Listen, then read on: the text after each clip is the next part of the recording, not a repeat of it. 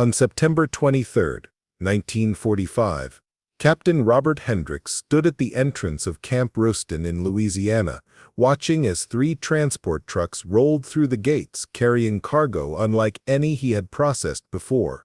The United States Army had taken custody of 1,847 female German prisoners of war, and protocols established for male POWs proved entirely inadequate. Within 72 hours, Captain Hendricks and his staff had reorganized 2 entire barracks sections, established separate medical facilities, and implemented security procedures that would become the template for processing female prisoners across 6 American states. Before we jump back in, tell us where you're tuning in from, and if this story touches you, make sure you're subscribed, because tomorrow I've saved something extra special for you.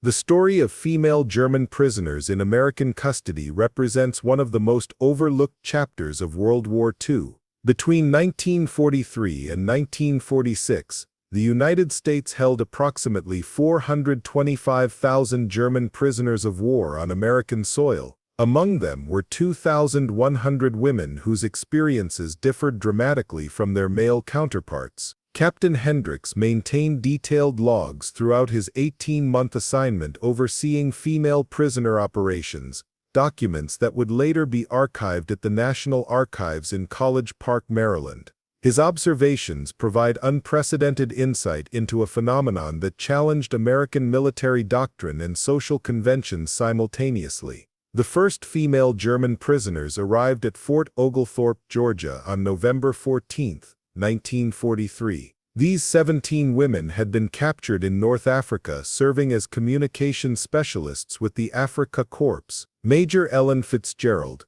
one of only 43 female officers in the Army's Provost Marshal General's office, arrived at Fort Oglethorpe within 36 hours of their transfer. She discovered that standard POW processing procedures assumed male prisoners in every regulation. There were no guidelines for housing arrangements, no protocols for medical examinations, no procedures for work assignments, and no precedents for security considerations unique to female detainees. Major Fitzgerald submitted her first recommendations to the Provost Marshal General's office on November 20, 1943. Her 37-page report detailed immediate needs and long-term considerations. Housing required complete separation from male prisoner populations, not merely different barracks but entirely distinct compounds with independent security perimeters. Medical care necessitated female physicians, or at minimum female nurses, present during all examinations.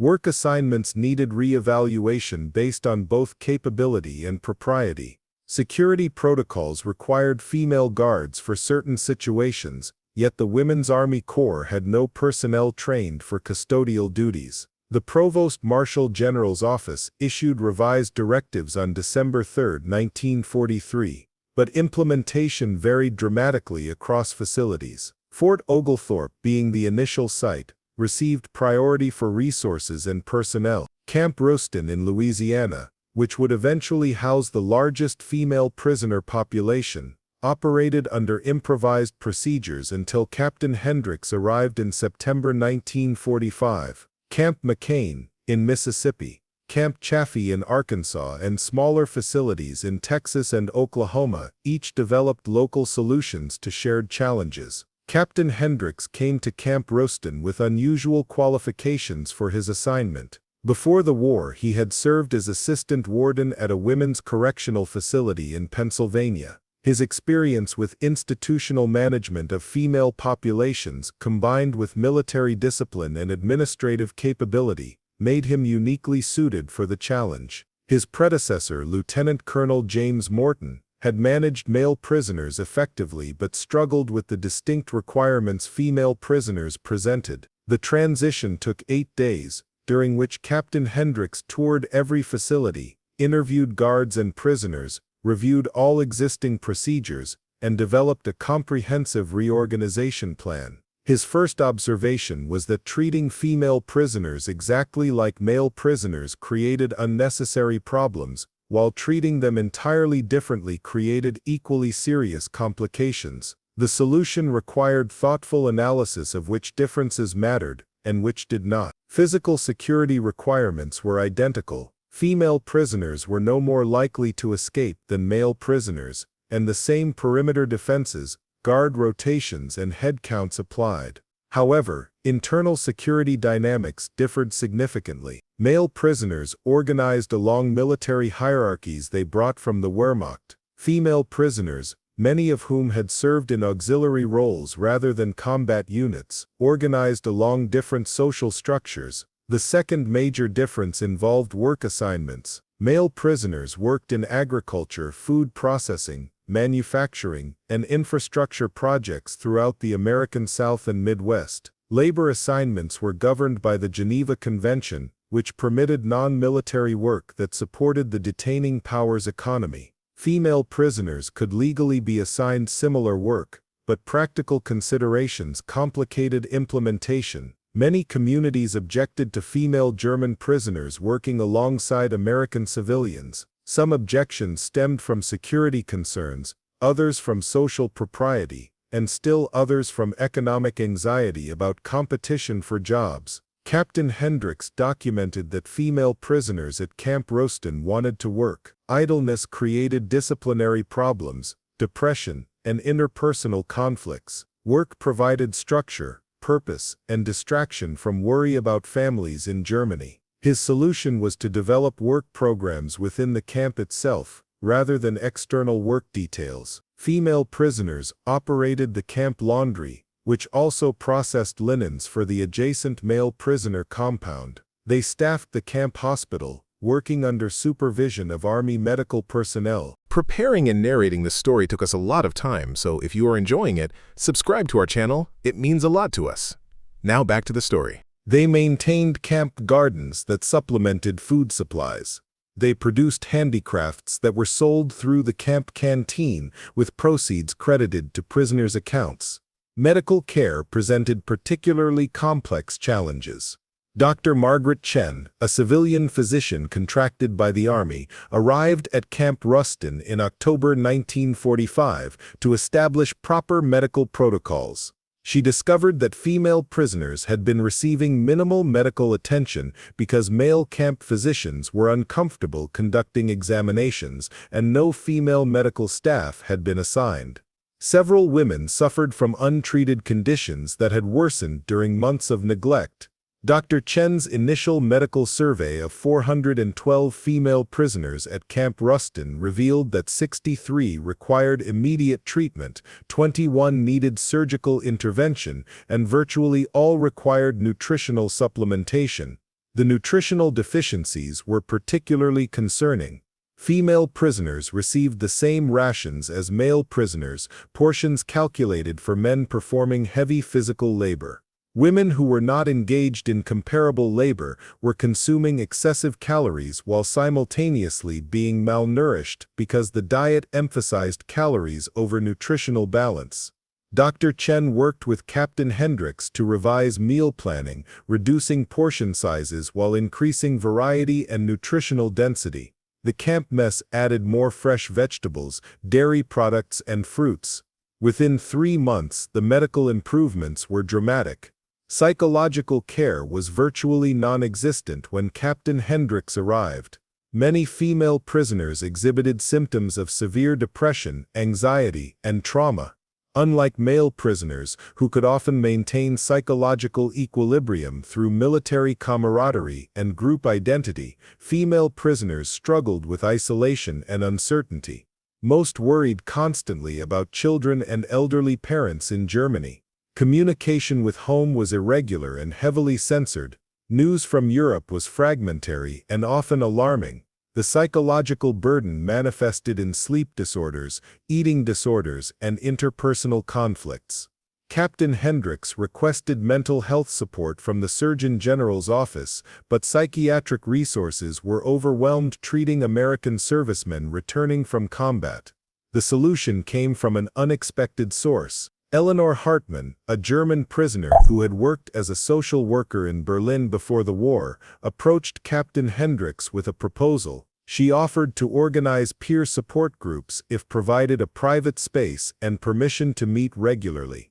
Captain Hendricks approved the request, and Hartman's groups became a central feature of camp life. The peer support groups met 3 times weekly. Hartman facilitated discussions about fear, uncertainty, guilt, and hope. She helped women process traumatic experiences from the war, captivity, and separation from families. She mediated conflicts between prisoners. She identified women who needed professional medical intervention. Captain Hendricks noted in his reports that disciplinary incidents decreased 40% within 2 months of the support group's beginning. Dr. Chen observed measurable improvements in physical health symptoms related to stress. Religious observance presented another significant consideration. The majority of female prisoners were Protestant or Catholic, and they requested access to religious services. The camp had Protestant and Catholic chaplains who served American personnel, but providing services for German prisoners raised questions about propriety and security.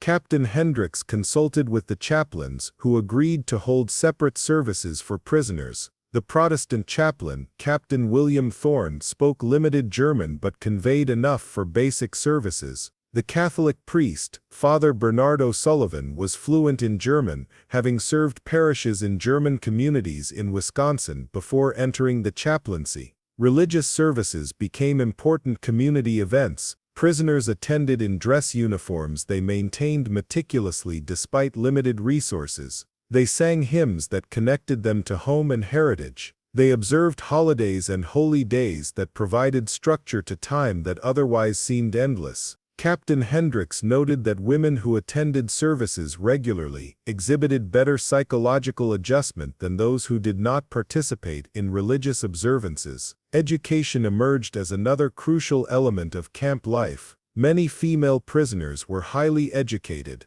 Among the population at Camp Ruston were 2 physicians, 4 nurses, 7 teachers, 3 attorneys, and numerous women with university education. They requested permission to organize classes, both to maintain their own skills and to help others. Captain Hendricks approved this immediately, recognizing that education provided exactly the kind of purposeful activity that improved camp morale and reduced disciplinary problems. The education program expanded rapidly. German language classes helped prisoners from different regions understand each other better, as dialects and regional variations sometimes created communication barriers.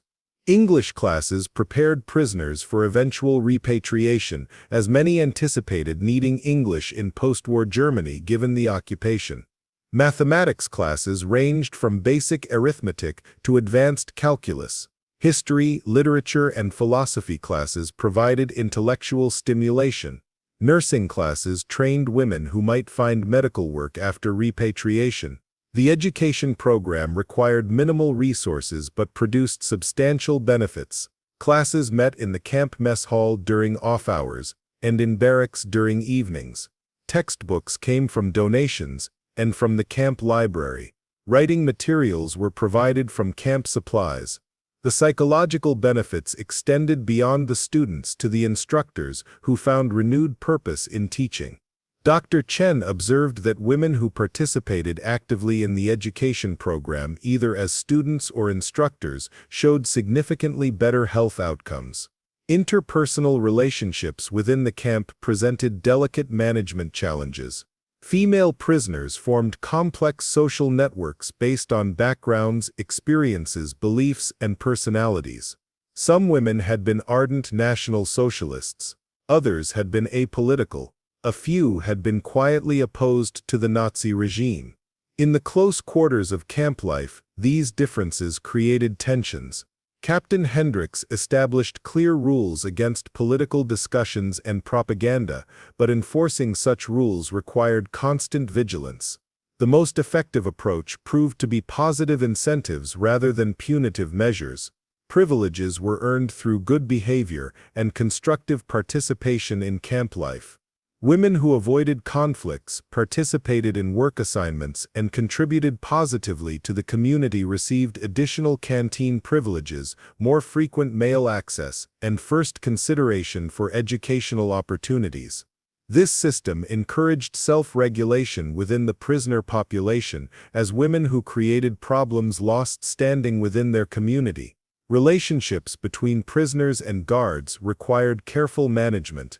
The guards were primarily male Army personnel, supplemented by a small number of women's Army Corps volunteers. Fraternization between guards and prisoners was strictly forbidden, but human nature inevitably created complications.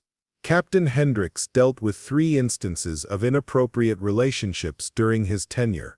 Each case was handled quietly to avoid creating spectacles that might damage morale or create disciplinary precedents that made future management more difficult. The presence of WWII personnel proved invaluable. Sergeant Dorothy Klein supervised the female guard detail consisting of 8 WWII volunteers who rotated through assignments. Their presence enabled searches, accompanied medical examinations, and provided female role models. Several WWII volunteers developed professional rapport with prisoners, facilitating communication between prisoners and administration. Sergeant Klein reported to Captain Hendricks weekly, providing insights into prisoner morale, emerging concerns, and potential problems before they escalated. Mail delivery represented one of the most emotionally charged aspects of camp operations. Letters from Germany arrived irregularly, routed through neutral countries, and heavily censored by both German and American authorities. A letter might take 3 months or longer to arrive. The content was often fragmentary, with entire passages blacked out by censors. Yet these letters were precious beyond measure. Captain Hendricks observed women reading and rereading letters until the paper wore thin, sharing news with friends, and displaying photographs that accompanied some correspondence. Outgoing mail faced similar constraints. Prisoners could write 1 letter weekly, subject to review by camp censors. The censorship was primarily for security, ensuring no information about camp locations, security procedures, or American military matters reached Germany. Personal content was generally approved, though censors sometimes redacted information that might aid enemy intelligence. Captain Hendricks ensured that censorship was conducted respectfully, recognizing that these letters were vital emotional lifelines. The Red Cross played a crucial role in maintaining connections between prisoners and families. The International Committee of the Red Cross facilitated mail exchanges, arranged for limited packages to be sent to prisoners, and conducted inspections of POW camps to ensure compliance with Geneva Convention requirements. Red Cross representatives visited Camp Ruston quarterly, interviewing prisoners privately, inspecting facilities, and reporting findings to neutral authorities. Captain Hendricks prepared meticulously for these visits, knowing that reports could affect camp operations and even diplomatic relations. The Red Cross visits generally resulted in favorable reports.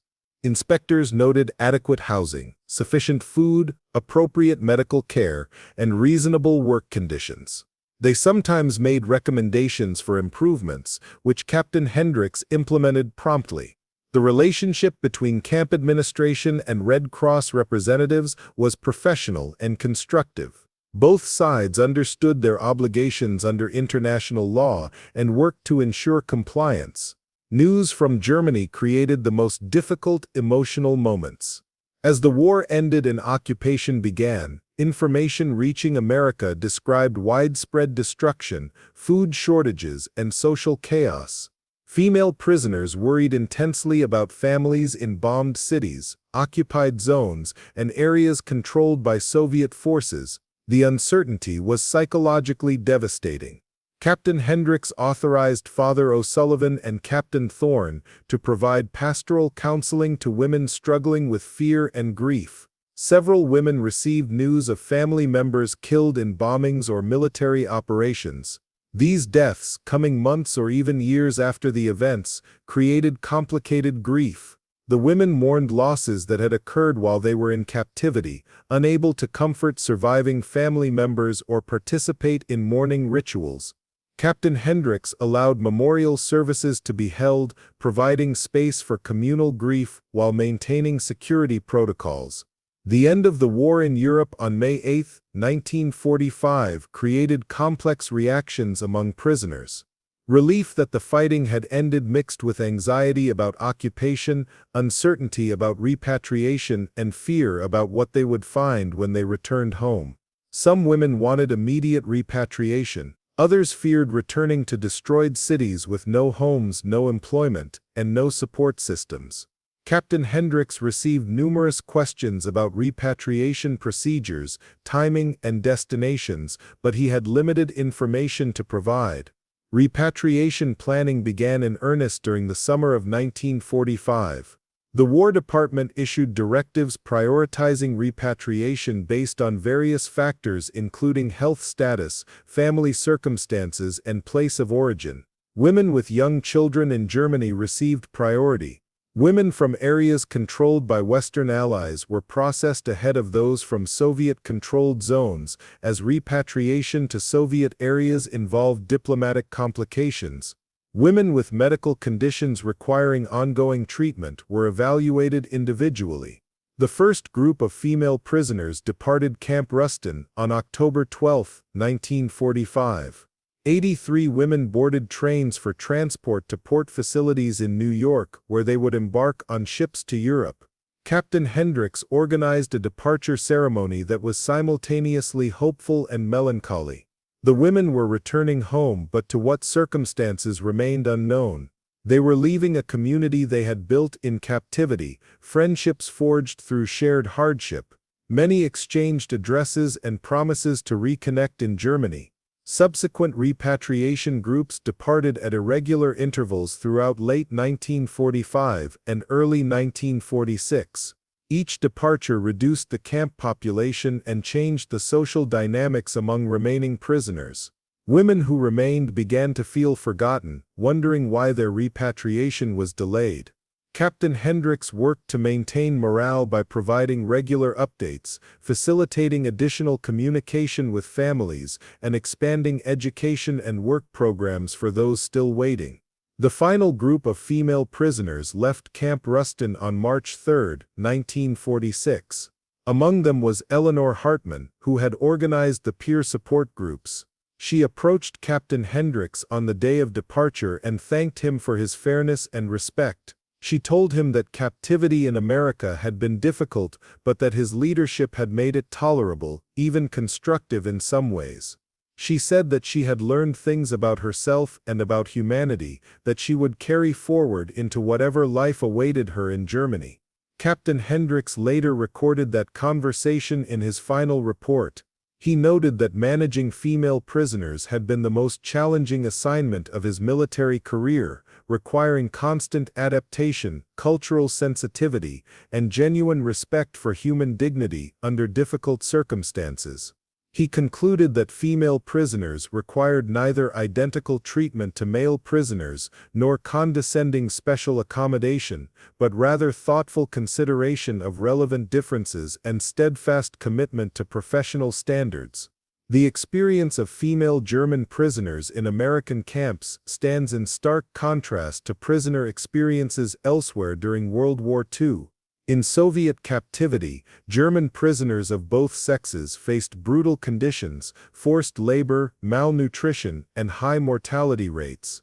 In Germany itself, Allied prisoners often endured harsh treatment, particularly in the war's final months when the German military and civilian infrastructure collapsed. The relatively humane treatment of Axis prisoners in America reflected both adherence to Geneva Convention obligations and American cultural values regarding due process and human dignity. This is not to suggest that American POW camps were comfortable or that no abuses occurred. Prisoners were confined against their will, separated from families, subjected to military discipline, and denied freedoms that Americans considered fundamental. Some camps had commanders less enlightened than Captain Hendricks.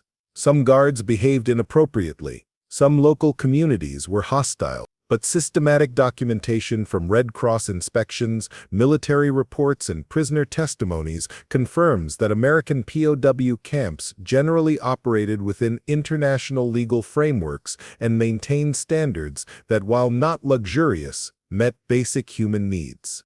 The psychological impact of captivity varied dramatically among individual women. Some emerged from the experience traumatized, requiring years to process the emotional toll. Others adapted remarkably well, maintaining psychological equilibrium through work, education, religious observance, and community participation. A few would later describe their time in American captivity as unexpectedly formative, providing opportunities for education and personal growth impossible in wartime Germany. These varied responses reflected differences in individual resilience, pre-captivity experiences, family circumstances, and post-repatriation conditions. The post-repatriation experiences of female German POWs remain largely undocumented. Most returned to destroyed cities, disrupted families, and economies in collapse. Many found their homes had been destroyed by bombing. Some discovered family members had been killed or displaced. Others faced social stigma associated with military service under the Nazi regime. The practical challenges of rebuilding lives in occupied Germany overwhelmed most returnees, leaving little energy for reflecting on their captivity experiences. A handful of former prisoners maintained correspondence with Americans they had encountered. Eleanor Hartman exchanged letters with Dr. Margaret Chen for several years after repatriation. She rebuilt her social work career in West Germany, eventually directing a refugee services organization. She credited her experience facilitating support groups at Camp Rustin with giving her skills and confidence that proved valuable in post-war social reconstruction efforts. In a letter to Dr. Chen dated November 1952, Hartman wrote that her time in American captivity had taught her that humanity persists even in wartime, and that this lesson sustained her through difficult post-war years. Captain Robert Hendricks completed his military service in August 1946 and returned to civilian corrections work in Pennsylvania. He never spoke publicly about his experiences managing female POWs, considering the work confidential despite the war's end. His detailed reports remained classified until they were declassified and transferred to the National Archives in 1975. Researchers discovered them in the 1990s while studying broader POW administration during World War II. The documents provide an unusually complete picture of daily operations, administrative challenges, and human dimensions of a little-known aspect of the war. The legacy of female German prisoners in America extends beyond individual experiences to broader questions about warfare, captivity, and human rights. The experience demonstrated that women in military conflicts faced distinctive challenges that required thoughtful accommodation. It showed that humane treatment of enemy prisoners was practically achievable even during total war. It proved that education, work, and community could maintain human dignity even in confinement. These lessons informed subsequent developments in international humanitarian law and military prisoner management. The Geneva Conventions were revised and expanded after World War II, incorporating lessons learned from prisoner management during the conflict. The revised conventions included more specific provisions regarding female prisoners, medical care, mental health, communication with families, and educational opportunities. American experiences, including those at camps like Rustin, Fort Oglethorpe, and McCain, contributed to this evolution of international law. The United States ratified the revised conventions in 1955, committing to standards that reflected wartime experience. Military doctrine evolved similarly. The Army developed specific training for personnel assigned to manage female prisoners. The curriculum covered legal obligations, cultural sensitivity, security procedures, medical considerations, and psychological factors. Officers who served in POW administration during World War II, including those who managed female prisoners, contributed to developing this training. The goal was to institutionalize best practices so that future prisoner management would not require improvisation under pressure. The historical significance of female German POWs in America lies partly in what did not happen. There were no mass escapes, no riots, no major health crises, and no scandals that would have damaged America's international reputation. This absence of dramatic incidents reflected successful administration by officers like Captain Hendricks, Dr. Chen, and Major Fitzgerald. Their competent humane management prevented the kinds of problems that would have created lasting historical records. The very ordinariness of daily operations, once proper procedures were established, stands as evidence of successful policy implementation. Contemporary historians studying this period face significant source limitations. Many female prisoners never recorded their experiences. Those who did often wrote in private journals or letters that have not survived or remain in family archives inaccessible to researchers. American military records provide administrative perspectives but limited insight into prisoners' subjective experiences. Red Cross reports offer external observations but cannot capture internal emotional states. The historical record, while more complete than for many prisoner populations, remains fragmentary. What emerges from available sources is a picture of ordinary women caught in extraordinary circumstances, doing their best to maintain dignity, connection, and hope while confined far from home during wartime. They were not monsters, though they had served a monstrous regime. They were not victims, though they experienced hardship and uncertainty. They were human beings navigating impossible situations, finding meaning in work and education and community, waiting for chances to return home and rebuild shattered lives. The Americans who managed these prisoners faced their own challenges. They operated under legal obligations, military discipline, and cultural expectations while trying to implement humane policies for enemy nationals during wartime. The best administrators, like Captain Hendricks, succeeded by treating prisoners as human beings deserving of respect while maintaining necessary security and control. They proved that professionalism and humanity were not contradictory but complementary, and that even in wartime, standards of decency could be maintained. The story of female German prisoners in America is ultimately about human adaptability and resilience. Women who had never imagined living in America learned English, formed communities, and created meaningful daily lives in captivity. American military personnel, with no training or experience in managing female prisoners, developed effective procedures through trial and error. Both groups adapted to circumstances they had not chosen, finding ways to coexist with respect if not friendship, demonstrating that even enemies can recognize each other's humanity. The transformation in how America managed female prisoners emerged from necessity rather than planning. Initial confusion gave way to systematic approaches that balanced security with dignity.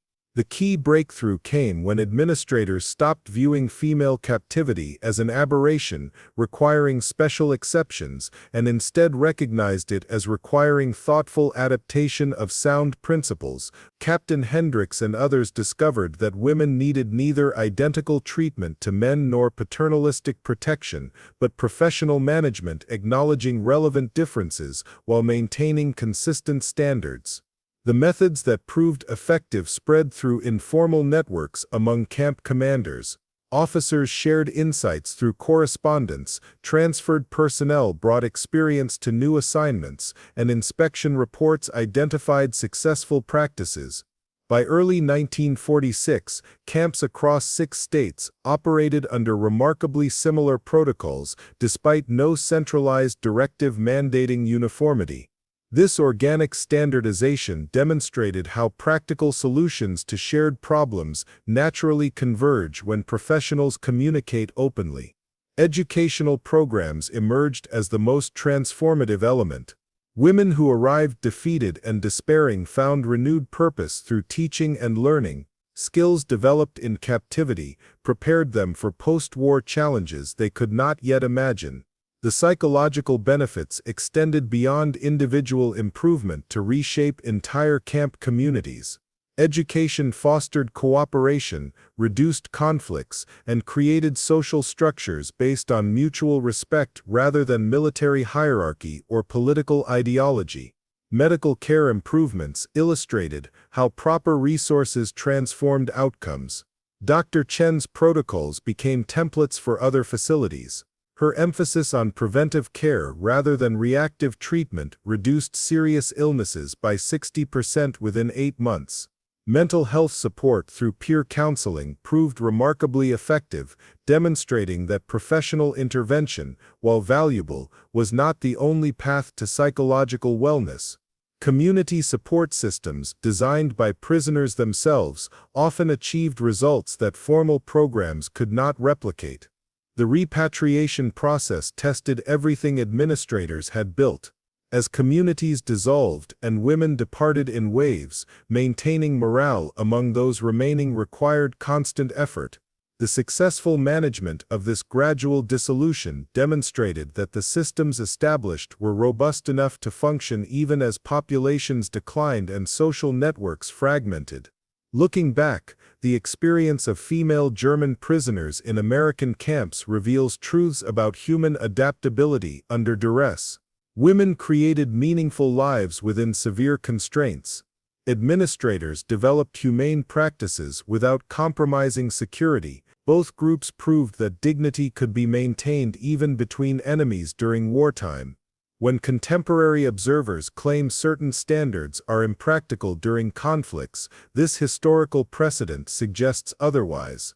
Humane treatment proved achievable, not through ideal conditions but through determined effort to uphold principles, even when circumstances made compliance difficult. Up next, you've got 2 more standout stories right on your screen. If this one hit the mark, you won't want to pass these up. Just click and check them out.